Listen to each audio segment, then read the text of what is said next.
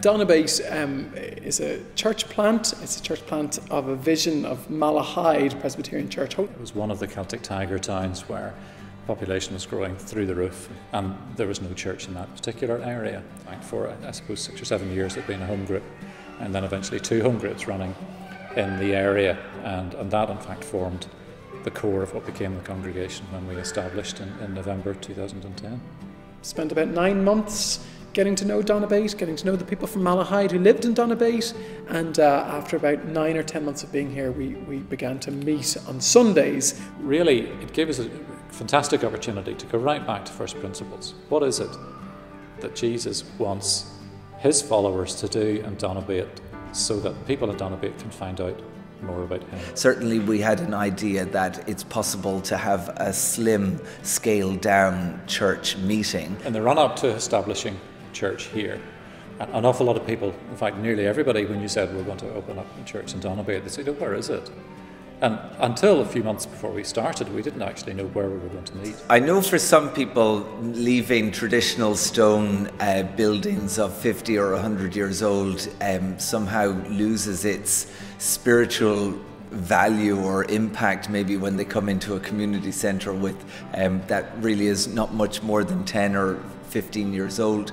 In an interesting way, that often led to the conversation of what is church? Church is about where people meet together to find out more about God, or to tell people who don't know about God to tell them more about God. So it really, almost from day one, gave us that opportunity to make that separation between church the building and church the people. It's okay, it's really the same as like a building. You don't really notice anything except when you actually look around, but yeah. Yeah, there's no difference to just like a normal church. It just feels the same. I think what was unusual for us maybe was the idea of having to every Sunday morning start from scratch. So you're starting with 4 walls and an empty floor. Actually, it hasn't constrained us, and in fact it has given us a freedom in some respects to do things that perhaps we couldn't have done had we been very concerned about our own building.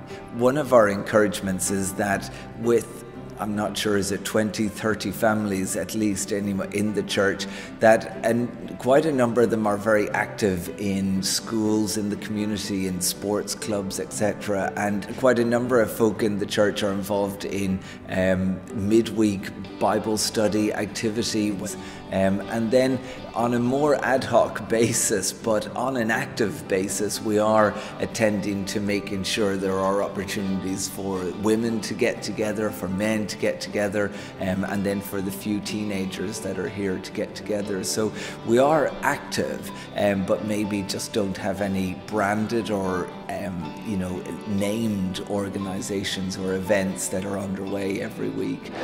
And the people around, the people in this church, they are so nice, and they will make you feel as if you're back home. What we've been able to do in Donabate is to say completely, when we start something, does this suit our missional purpose? And we've tried things here that didn't work, and we've tried other things that have worked way beyond our imagination. We need to be careful, just like any other congregation, that we don't fall into the trap of doing things just because that's the way we do things right here. We've met on a monthly or every 6 weeks basis really to review how are we involved in the community and in the church. The questions you're asking is, how do we get more people into Donabate Presbyterian Church? How do we get people into Donabate Presbyterian Church who want to find out more about Jesus? God works in people's hearts in ways that we can't measure or see, and I think it's very important for us to get back to the basics. What is the gospel, and are we about the gospel?